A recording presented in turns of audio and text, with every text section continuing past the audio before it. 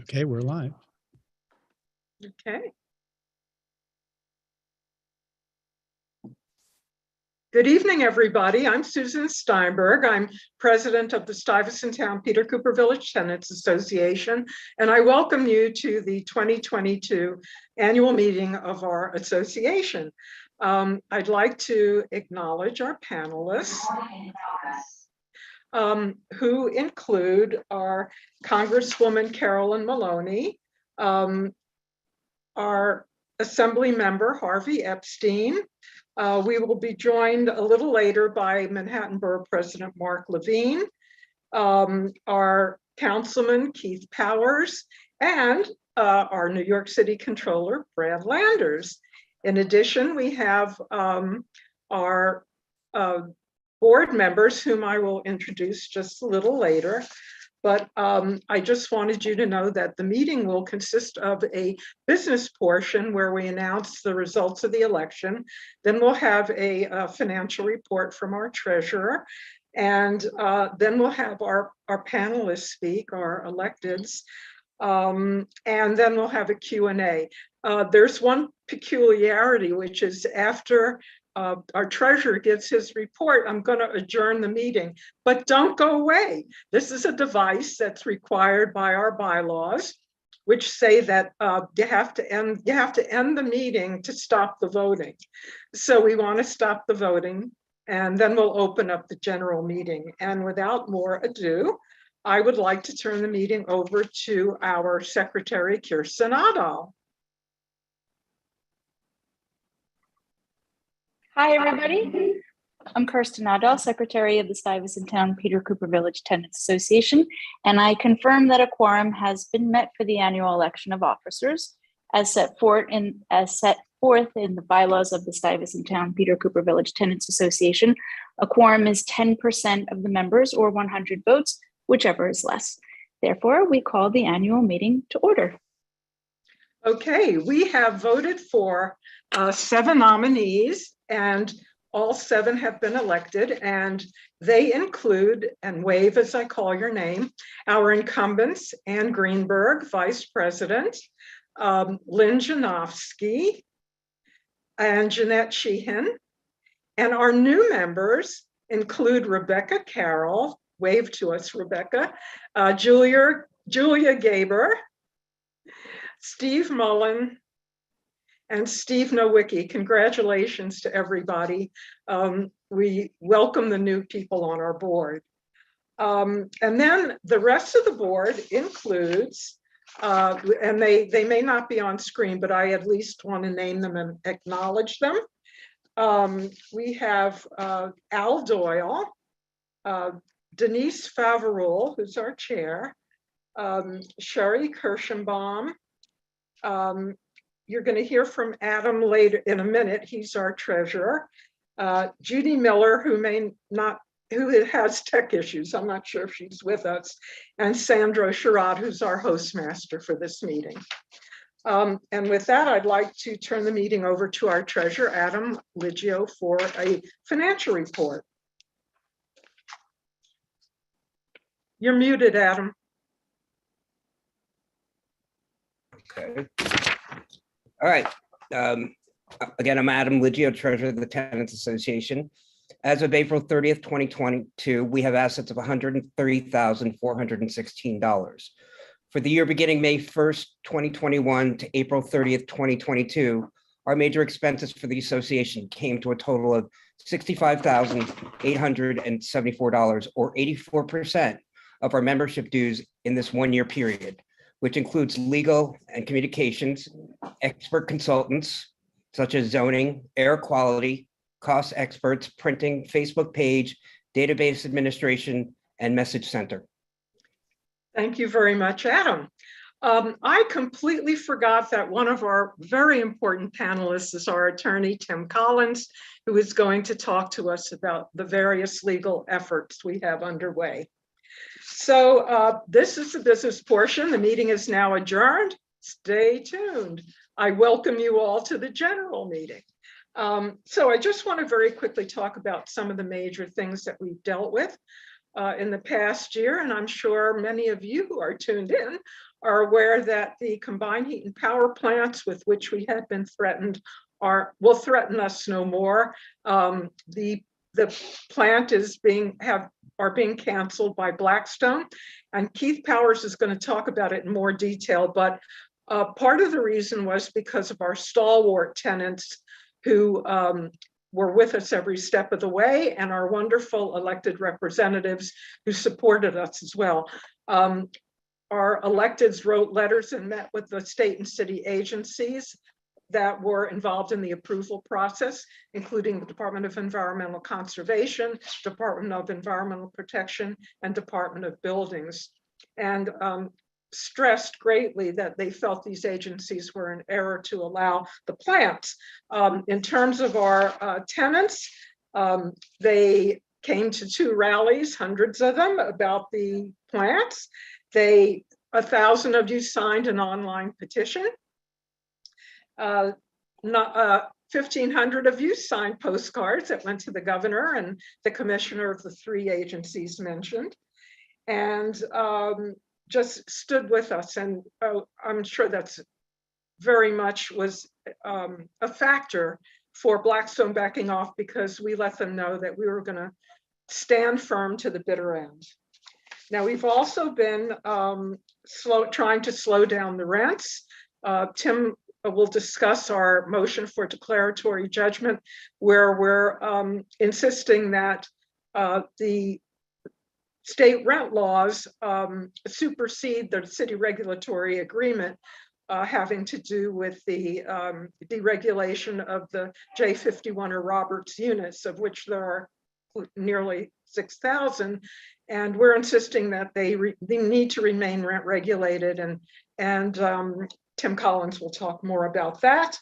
We're also about to file a petition to challenge the Division of Housing and Community Renewal, because they promulgated a reasonable cost schedule that's anything but reasonable. It's really going to make a big hole in your pocket going forward. And we are trying to explain to the judges why their reasonable cost schedule should be considered null and void. And then we're taking the fight for the major capital improvements to the next level. We have about 39 or 40, or maybe it's even 49 challenges outstanding, because there's always flaws in the application and they shouldn't be rubber stamped. And again, Tim Collins will talk more about this. All of this is paid for by your membership dues, and we really thank you for it, and keep them coming. That's all I can say. So now I would like to turn the meeting over to Keith Powers, our councilman. Thank you. Well, thank you, Susan. And first of all, I want to say thanks to everyone for being here. Nice to see my neighbors and my former tenant association board members as well here. And of course, my fellow colleagues. And I especially want to mention and just recognize our Comptroller, Brad Lander, who I think is making his debut here inside town and is a great partner with me in the city council when I was Comptroller. So I want to welcome him as well. I'm just going to do some quick points here because I know we have a long agenda, but of course, Susan mentioned it, and I have to start with our victory here with the CHP plants in Stuyvesant Town, which for many of you, you've been following this, but we have been for the last few years advocating and arguing that these plants are going to threaten the health of the folks that live nearby and in the neighborhood, and really urging Blackstone to reconsider their decisions and their permitting for these. You are probably have all heard this by now, but we had a very, very good announcement about 2 weeks ago where we were able to announce, along with the other elected officials here, that Blackstone and Beam Living had made a decision to pull those plans and to stop moving forward with that. And I have to say it was a tremendous victory for the Tenants Association, because they have been, and Susan and Ann and everyone have been really dogged about making sure that they articulated the point of concern here to Blackstone and to the city as well. And I have to say also very grateful to all the neighbors that live in those adjacent buildings and areas, because they stayed persistent in making sure that we as elected officials, but also management, heard about what those concerns are. And I also want to say thank you to the management folks, because this was not something we had to take to city agencies or take to court. We ultimately found an audience, and myself and many of the elected officials met with them just a few months ago, even at this point, with the Tenants Association, to make and articulate our points, and are very grateful that they finally came to the conclusion this was not a worthwhile fight, and that also they really heard us and heard our points. So that is it's not every day that the landlord listens to us as tenants here in New York City, but we think it's the right decision that they reverse course, and we're really grateful it happened. And we still have so many questions we're gonna remain to get answers to about exactly what happens to the future of the sites, but wanted to make sure we really took a moment to celebrate. And I want to say a very big thank you to all the tenants here for their victory. And I want to give them all a big round of applause, because behind the scenes, there was lots of going on that you didn't even see in front to make sure that this was a fight that really kind of persisted. So thank you guys. On another one, another fight that is ahead of us is the Rent Guidelines Board. As many people know, feels like a curse word sometimes, but we have been lucky in the past years to fight for no increases at the Rent Guidelines Board successfully. This year, I and many others are deeply concerned about which direction this could be headed in terms of rent increases. So we have been fighting them. But I also want to recognize that at the urging of your tenants association, my tenant association, we have been pushing for them to add more hearings, because Manhattan and Brooklyn have been left out of having any hearings in the Rent Guidelines Board, which is really unfair to tenants who live in our neighborhood, who often, have something to say at those.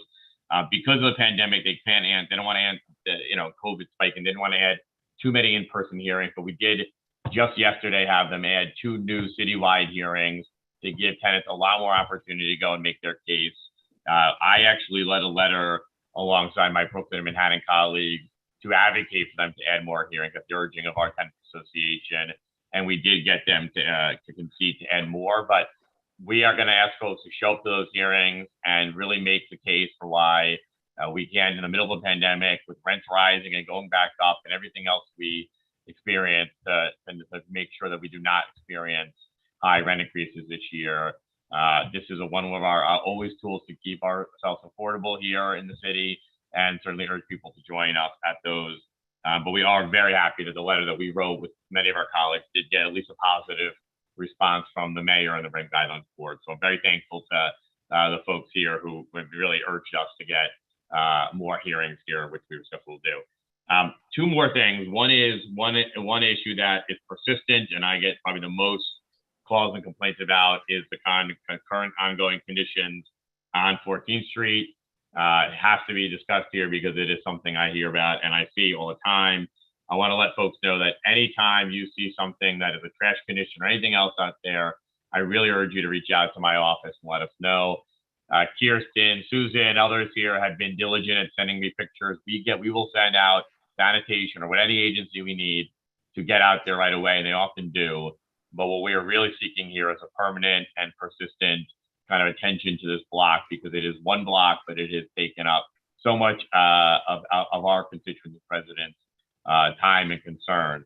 So we actually are hoping, and we believe we are going to have a response. We did a walkthrough with the mayor's team and all the high-ranking officials from all the city agencies just about 2 months ago, I think, to the day. We have been urging the mayor's office to come back to us with a plan that will really give us a long-term and ongoing solution and attention to those issues there. We believe this week, and maybe even as soon as tomorrow, we're going to have a sort of more firm plan for how to move forward. And that's going to be sort of ongoing enforcement, ongoing attention, and that's what this deserves. But also, in the meantime, myself and Councilmember Rivera, who represent that with a sort of one side, we both represent 2 sides of the street here. We are making sure we're adding in. I'm going to add in some extra supplemental sanitation services out of my budget we can pay for, just to get some extra attention there, because the sanitation is particularly I get pictures about and complaints about every single day. There's obviously the vending issues, it's much more. So we're asking for the city agencies to step in there, but we're going to keep adding in our own resources there. And I hope, and I really am pushing to get more permanent and persistent attention there as we do much more. But if you do have an issue or concern or something you want to raise to us, I will make sure you have my personal information. You can give it to me, and in real time, I will get it to the agencies, to the commissioners. They will get it addressed as we still tackle the sort of day-to-day problems here. And finally, I've been getting a lot of complaints and calls and concerns about parking and changes in parking in the neighborhood and things like that. So my office has been, and with the help of the GA, been talking, including today, with management and Department of Transportation to create a little bit of clarity about what exactly the parking regulations here in the neighborhood. The loop roads remain open as public, but they're legally private streets. Some of the signage has changed, and we're kind of managing those benefits and drawbacks. But I've gotten a lot of calls from people about tickets and changes in enforcement. So we are actually working with management to come up with some clarity on what those rules are for you folks. But also, we also have asked them to kind of continue to honor this kind of long-term grace period of 15 minutes for people just to unload, be able to get their stuff out of their cars before writing any tickets. I think they've agreed to that, and we're going to hopefully formalize some of those points so we can bring them back to people and create some clarity in a sort of unclear situation right now. I will leave it at that because 4 minutes is 4 minutes. We are actually in the middle of negotiating our city budget, so I'm going to have to run back over to City Hall shortly and continue to get some funding here for sanitation and all the other things we care about. But just want to say to the Tenants Association that you guys have been outstanding in the past year, particularly on the CHP, on tending to issues here. So thank you guys. We have more issues ahead with the lawsuit and affordability here, but want to let you know, call my office anytime you guys need us. Ben from my office is staying on and watching here as well. His name is Ben Jacobs. So if we can be help with anything, please let us know. And thank you to everyone here for your ongoing advocacy and always being great neighbors. Thank you very much, Keith. Well done. I mean, you really brought it in under the time. Right. I run the city council meetings now. Now I really appreciate time. Our next speaker is our Congresswoman Carolyn Maloney, who was so horrified by the power plant issue that she created federal legislation. Carol, please go on. Good evening, and I'm delighted to join all of you. The Stuytown Peter Cooper Village Tenants Association is one of the biggest and the most effective community organizations in the city. And I want to congratulate the entire leadership, especially Keith, and particularly your president, Susan Steinberg, for all that you do, the great success we just heard about. I've been privileged to represent this area for a long time, since back when I was on the city council. And this is a center of affordable housing, although I understand that it's getting harder and harder. But the community, the grounds look terrific. I think it's one of the best places to live in New York City. And it's been a fight to maintain that affordability. And I join you in trying to maintain it as it. I just want to mention one of the great successes that we had with Fannie and Freddie to block the planned conversion of this community into luxury housing. But it's a fight that I know your Tenants Association and your elected officials remain committed to. We had an unprecedented agreement from the regulators that they would not release Fannie and Freddie financing unless the Tenants Association and the mayor signed off on it. And I'm pleased to have brokered that agreement. I'm getting tenants associations across the city wondering if I can do it for their places. I don't know. I just want to let you know that I'm proud to serve with all of the elected officials in fighting this the fossil fuel plant.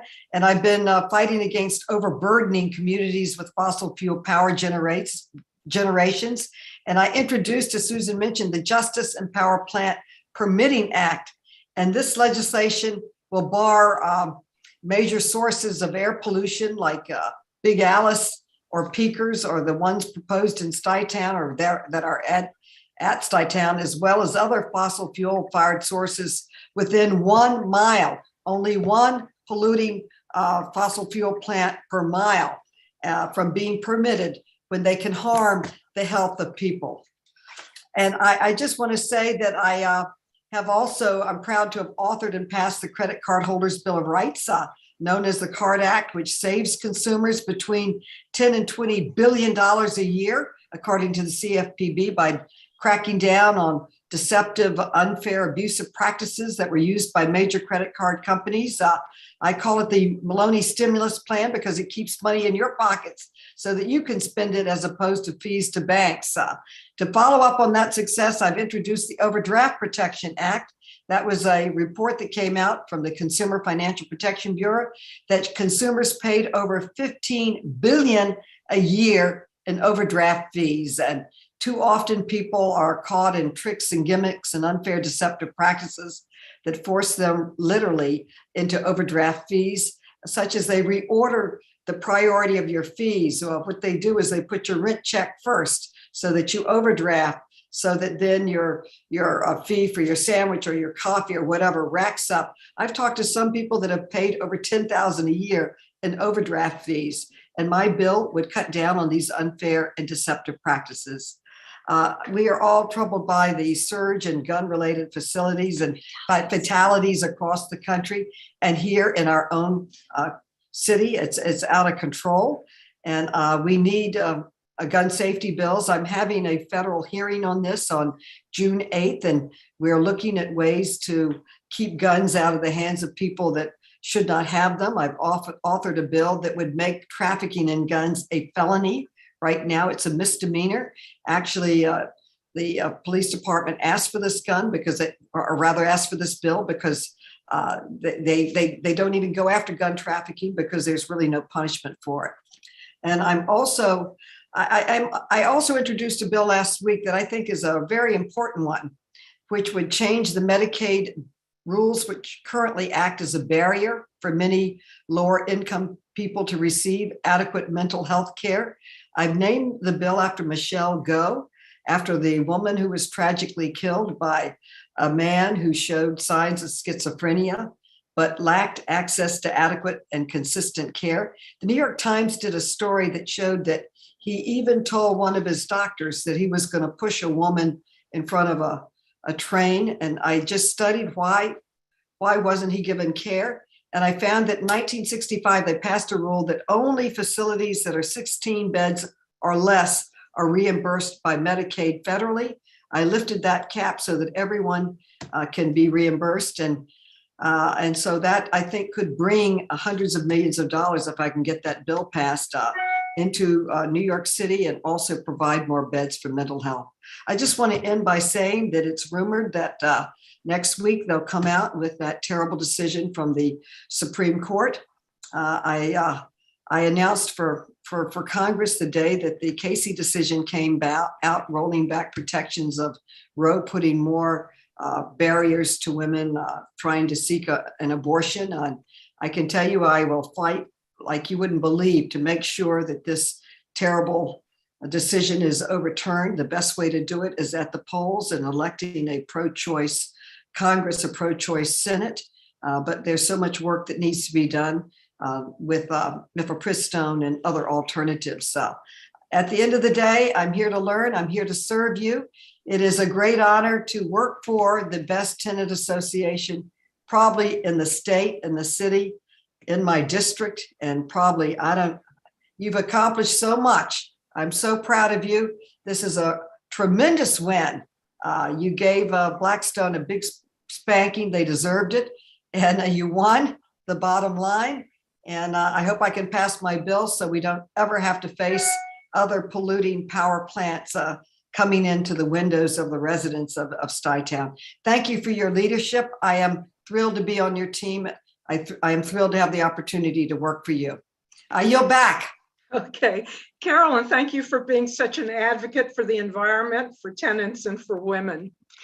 And now I would like to have Harvey Epstein speak.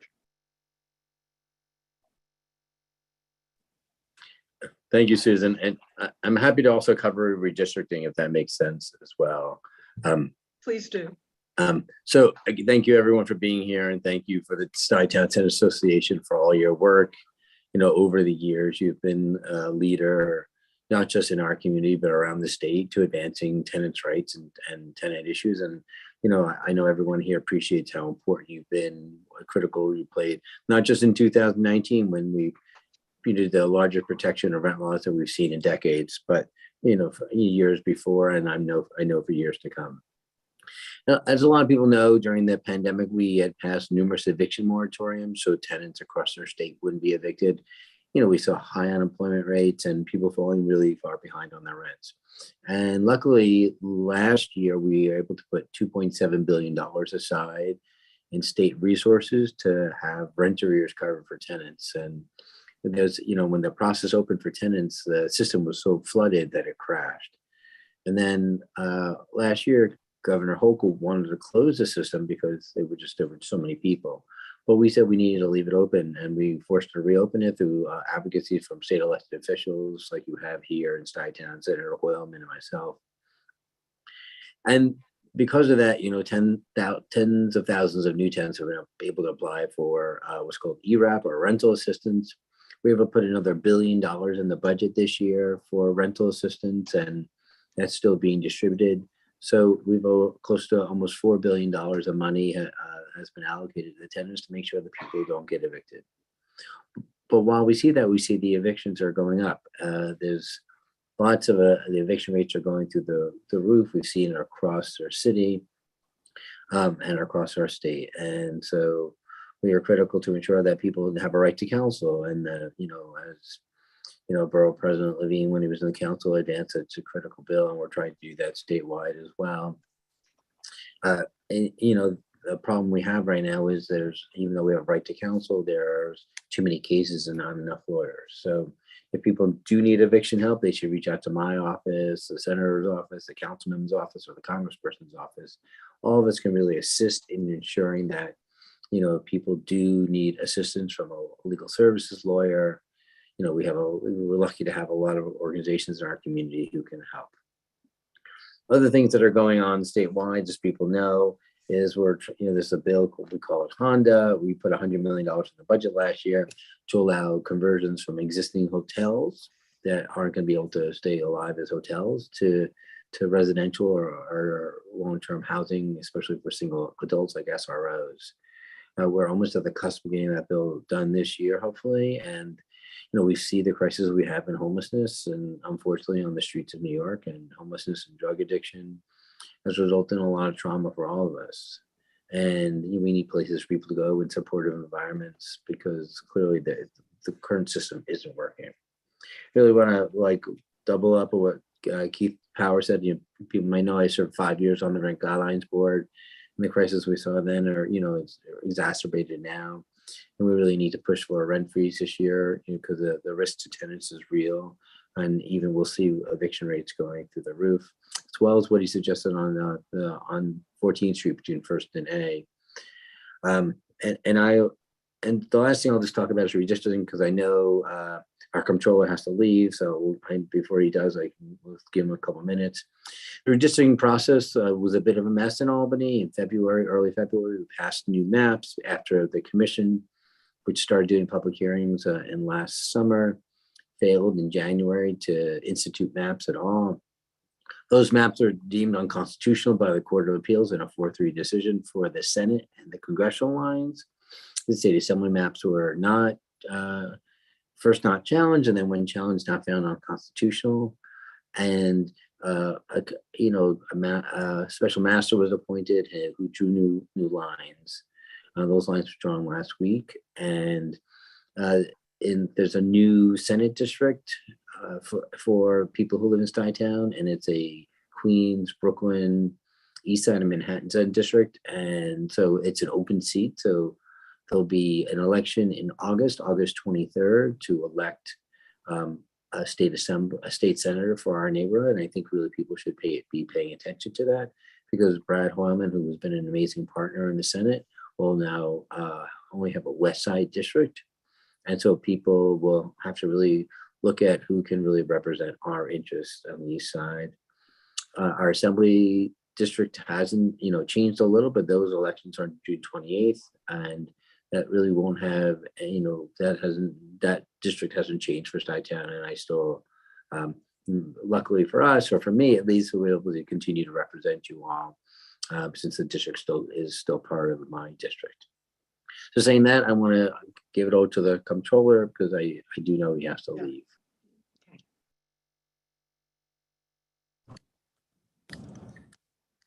Thank you so much, Assembly Member Susan. Is it all right if I take a quick minute now? Please. Thank you so much. I'm really so honored to be here for the first time, and sorry just to have about 2 minutes. First, I just want to say, obviously, all our hearts are in Texas tonight, and I don't have any words of comfort, and I'm so far past outrage, but I'm just not willing to be resigned to live in a country like this. And so we'll all keep doing everything we can to fight together to save our democracy. And anyway, so, but I am really honored to be here with all of you for my very first time as New York City Comptroller. Stuytown is such an amazing part of our city and our history. I think a lot of you guys know, before I was in the city council, before I was controller, I was a housing nerd, you know, a housing policy wonk at the Pratt Center and the Fifth Avenue Committee. And obviously, and I taught housing policy at the Pratt Institute. And of course, Stuytown is such a huge part of that. And not only because of its history of creation, but because of how hard you guys have all fought to keep it what it was intended to be. So just huge props to the Tenants Association and your fight in recent decades, continuing right up to the battle you've just won on the combined heat and power plant, really showing, you know, a fight to make sure housing stays affordable, but also that vision of New York that working families can live here, be a part of it, that we see the long-term future. You guys are just so inspiring. Inspired by that, I'm working on a couple of things right now. First, together with Harvey and some others, I've been helping lead the fight against 421A renewal up in Albany, $1.77 billion a year. Sorry, okay, never mind, sorry. $1.77 billion a year in foregone tax revenue for just a pittance of affordable housing. And we obviously could do so much better in creating things like Stuytown and creating genuinely affordable housing for people instead of the policies we currently have. I'm also just at the beginning of a process. You know, the New York City pension funds, $265 billion invested broadly across the economy. And I have to tell you, I was distressed coming in to learn a chunk of what we own are holdings in private equity firms that invest in real estate with the goal of making money for their shareholders by making housing less affordable, like what Blackstone originally intended at Stuytown, but for your good efforts. Like this entity, Greenbrook Properties, that has bought up over 100 multifamily buildings in Brooklyn, and until we pass good cause eviction at the state level, is throwing middle-class folks out of their homes. We need a better set of policies at the state level. That's why good cause eviction is so important. But we do also need, and this is what I'm planning to do with other institutional investors, to insist that there are some rules that when private equity firms buy real estate, whether it's buying up single-family rentals, single-family homes all around the country and converting them to rentals, or big multifamily properties like Stuytown, that we do more to make sure that there are tenant protections in place. We're lucky in New York to have fought and won a lot of them, although not yet enough. But so many places around the country don't have any at all. And so, inspired by the kind of work that you guys have done, we're going to be working in the Comptroller's office and with the pension funds to see what role we can play building a coalition of institutional investors across the country who know that tenants need to be able to stay in their homes if we want to have a thriving city and country. So I look forward to coming back many times, talking more about the work we're doing on climate, about the work we're doing on responsible investment. I released a proposal today for how New York City can strengthen its rainy day fund so that we're better prepared for future recessions, and all the other work we're doing in the Comptroller's office on fiscal transparency, on budget oversight, and on building a more thriving and inclusive city for the long term. And Stuytown is just such a big inspiration in that fight. So I'm thrilled to be with you and look forward to coming back again in the future. Thank you so very much for joining us. And believe me, we will invite you every time we have a meeting. Thank Wonderful. Okay. I look so forward to it. Thank you so much. Bye-bye. So next up is our Manhattan Borough President, Mark Levine, whom I must say I always see in a car, to the point where I'm beginning to think you live in one. I am sorry. I am so sorry. I hop around between events. There's a big borough I have to cover. Let's do this meeting in person sometime so that I can. I would love to. I was just telling Carolyn earlier, our normal venues are still not open generally for meetings because of COVID, but as soon as they give us the okay, we will have an in-person meeting. Well, thank you, Susan, and great to see my buddy Sandro, and thanks to all the leadership here at STPCV. You really are a model of tenant-led activism, and I'm just celebrating with you the victory at beating back the cogen plants. I was proud to support you in that fight. Huge shout out to Councilmember Keith Powers, who was just amazing on that, and I share your sentiment about. I share your fight to get a rent guidelines board that is responsive to Manhattanites. First, by holding a meeting here, another victory, but secondly, that puts forth reasonable proposals on increases. What they've done so far is clearly tilted very far towards landlords at the expense of tenants. So I'm going to be with you in those fights for sure. Susan, you and I have talked about it, and you asked me to mention my fight on the subway screen doors, platform screen doors in our subways. We've had just a number of horrible incidents of people who have been pushed onto platform, off the platform, or have fallen, or through other circumstances have landed on the tracks. And there's an obvious solution to that, which is screen doors on subway platforms. This is something that's in place all over the world. It's in place in New York City at JFK Airport on the air train, and it prevents against people being pushed. It prevents against people falling accidentally, suicides, unfortunately, but even something as benign as dropping trash on the tracks, which is the leading cause of delays because it catches on fire. We need these screen doors in place. INTA has been resisting, but was really proud to lead a campaign with all of our Manhattan City Council colleagues. And the MTA has now agreed to a pilot. They're going to be installing in 3 locations, one of which is very near you, the 3rd Avenue stop on the L train, also at 42nd Street, Times Square on the 7, and one more stop in Queens in Southeast Queens. I'm forgetting the name of the Suffern Boulevard. So that's not enough, but it's a start. We're going to continue to fight for this, and really excited that the first pilot will be right near Stuytown. Really important protection for riders. Susan, you would ask me to say a word about a policy area I've been very active on, which is COVID and public health.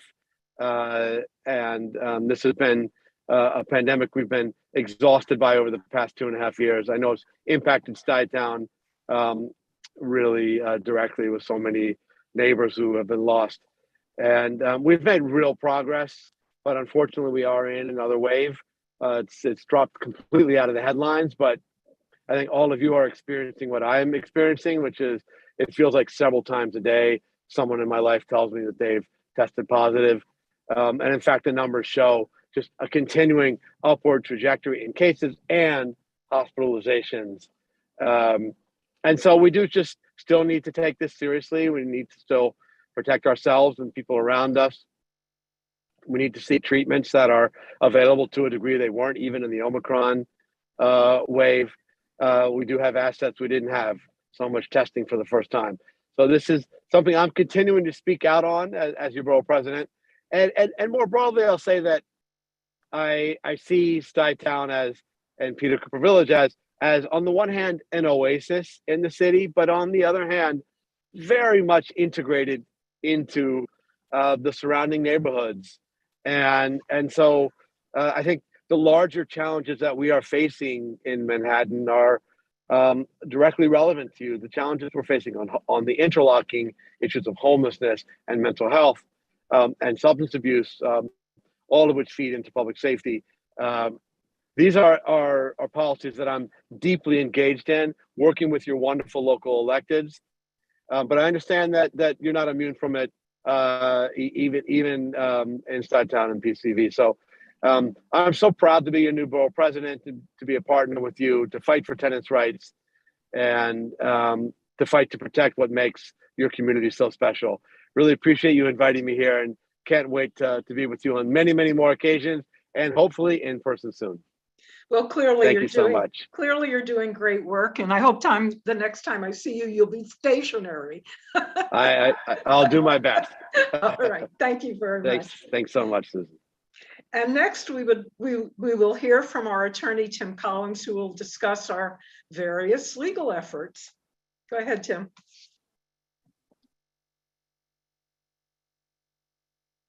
You've probably been wondering what your lawyer's been up to for the last 2 years. And in part, Oh, Tim, you're muted again.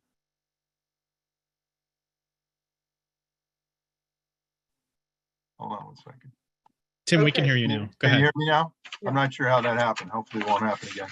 So I've had a little bit of a reprieve from my litigation on this important case that we filed in March of 2020 against Blackstone with respect to the application of the Housing Stability and Tenant Protection Act of 2019 to all of those units that were scheduled to roll out of rent protections in June of 2020.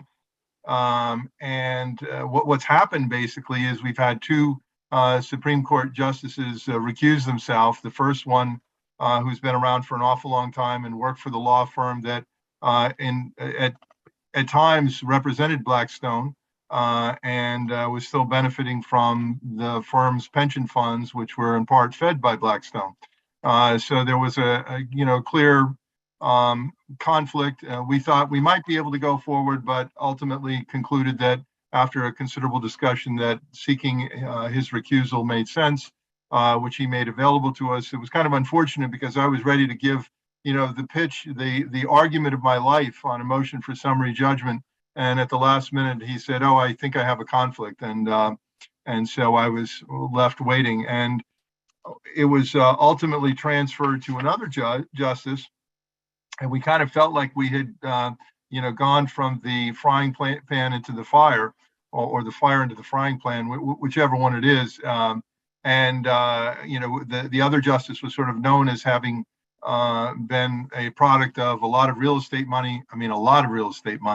And formerly an aspiring chef who once hosted a large party with a pool, I think, colored by with a sort of a champagne coloring. So from the same neighborhood, by the way, as the founders of Blackstone out in the Hamptons. So he ultimately had some kind of a social connection with some folks and eventually basically sent in a quick note saying he was recusing himself to avoid the appearance of propriety because of recent social and other interactions with members of Blackstone. So that was back in July of last year. The case was moved to Justice Robert Reed, who seems to be sort of a, I would say, doesn't have a reputation one way or another in terms of any particular sensitivity to tenant issues, and is apparently buried with an awful lot of work from some other retiring justices. So that got postponed until June 16th. So the argument that I was supposed to have made last April is now scheduled for June 16th. It may start at 10 a.m. in the morning. It may start at 2:30. There's two different cases. We filed our own action for declaratory judgment, seeking to ensure the HSTPA protected all the tenants regardless of the prior settlement agreement under Roberts. We received opposition from Kirkland Ellis, one of the biggest firms in the world, I think. They challenged it and basically brought up the old Roberts litigation and had that litigation brought into this case. So we have really two cases that we're dealing with. One is whether or not we're complying with or somehow violating the old Roberts settlement agreement. And the second is what about our declaratory judgment action? I don't want to go too deeply into the weeds. Our argument is basically that the Roberts settlement did not immunize the owners from changes in law, general expansions of protections. They are taking the position that in some respects they have a vested right under the earlier settlement agreement to deregulate units, but there's nothing in that settlement agreement that clearly immunized them against future changes in law, and they've admitted that. So there's a number of very complicated issues regarding waiver, regarding the consequences of a unit coming out of J51 after the HSTPA. We've recently had a very good decision from the appellate division, which seems to acknowledge that if it was rent stabilized by virtue of a J51 abatement on June 14th, 2019, it remains rent stabilized. And I think that's a helpful decision, which should further our arguments. Susan, I don't know how much time I have, but I'm going to sort of roll through things quickly. I don't want to get into detail. Please do. You have about another 3 or 4 minutes. Okay. So the second issue has to do, and it's involving multiple buildings and multiple claims, and that is MCIs, MCIs before the DHCR. We have MCIs involving facades, hot water heaters, gas repiping, intercoms. We have 5 pending before the DHCR at this point involving multiple buildings. And we have a number that are in the courts on an Article 78, challenging 19 PAR orders, which we did not feel satisfied with. The claims concern issues like whether or not the work was genuinely an MCI and deemed depreciable under the Internal Revenue Code, which is a requirement, whether or not the work was merely repair work and not major capital improvements, whether or not the owner adhered to the requirements with regard to the timeliness of their filings. And there are some other issues I won't go into. What I might suggest, and we'll talk about this later, is making Shelley McGinnis, who does a lot of the work on this, available to discuss the MCI cases in some detail if anyone is interested at a separate Zoom conference at some point in the future. The final thing, which I'll be very short on, is being handled by my partner, Seth Miller, concerns the reasonable cost schedule that DHCR came out with respect to, the HSTPA really wanted to cap the amount of rent increases that would accrue through major capital improvements, and DHCR was charged with coming up with a reasonable cost schedule. They came up with a cost schedule that seemed to be at the very highest tier of what one would expect cost, the kind of costs that owners could claim in connection with a major capital improvement. And we've recently done a Freedom of Information Law request to get some internal information about what DHCR was up to and who they were relying upon. They were somewhat resistant initially, and I just heard about an hour ago with an update that we're prepared to file our second amended petition this evening. My partner was just cutting it down. There are fairly strict word restrictions with filings in the Supreme Court, so he had to somehow shovel 1,800 words out of a 10,000 or so word brief, which he's just completed. So that's basically it on the legal issues, and I'll stick around for any questions. Okay, thank you very much, Tim. So, okay, we have a few minutes left, and we do have a few questions. I see that we've lost Harvey Epstein. I know that he's in session in Albany, and he may be on the floor defending a bill. I know that's why we don't have Brett Hoylman here. But a lot of the questions actually are for Keith. I hope Keith is able to come on and take them. The one question has to do with inspections. A lot of our, particularly senior tenants, are really concerned because of COVID that they don't want inspectors in their apartments. And they are very concerned that they are able to postpone as long as need be. And I was hoping that Keith would be able to talk about that. I don't know if he's available. I see his name, but I don't see his face. However, what I've been hearing is that the city council might possibly be considering some legislation that would be protective of tenants, particularly who are elderly and frail and really concerned about COVID, because the inspector, the people who come, need to be masked, and sometimes they aren't, and they need to be non-invasive, and sometimes they aren't. So that's a problem that we're working on. Another thing is, I was hoping that we'd be able to talk about congestion pricing. Every question we got, it seems that the people who can answer them are no longer with us. One person wrote in wanting to know that well, more than one person, there's a real concern about public safety in the sense that people are no longer feeling safe in our community. And I just want tenants to know that we meet with management monthly. It's something that comes up frequently. We bring to their attention a variety of incidents, and we ask that they let us know in return the incidents that happens. We think it's important that when things happen, if there's a robbery, if there's a mugging, if there's whatever violence may happen, tenants should be aware of this because they need to be cautious, they need to be careful. So we are, as I said, speaking with management. We question them on their modus operandi with respect to public safety. They've indicated that they've been hiring, and I must admit I've seen a few more on Segways. I've seen a few more around, and I hope they keep that up. They shouldn't just be at the perimeter. They should be carefully monitoring what's going on internally. I got a question about what's being done to manage the use of bicycles and motorized two-wheel vehicles. It's an increasing problem. We've had incidents where e-bikes come right behind people. They don't hear them. It's just an accident waiting to happen. And we would very much like for public safety to enforce the no bicycle riding rules that they have throughout the property. And so we'll keep hammering away on that.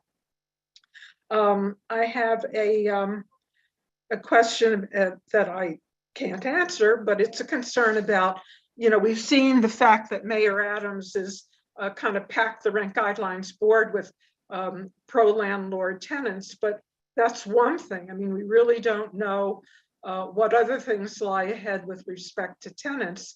Is there going to be a lot more development? Are we going to be in a situation where we're going to end up being even more crowded in our neighborhood than usual? Because as a matter of fact, there's a big project on 14th and Avenue C on the south side of 14th. It's really it's a Community Board 3's district, but nevertheless, when you're packing more people in a building that is fairly high for our neighborhood, it's going to impact us in terms of the infrastructure, the ability to, crowded subway and the like.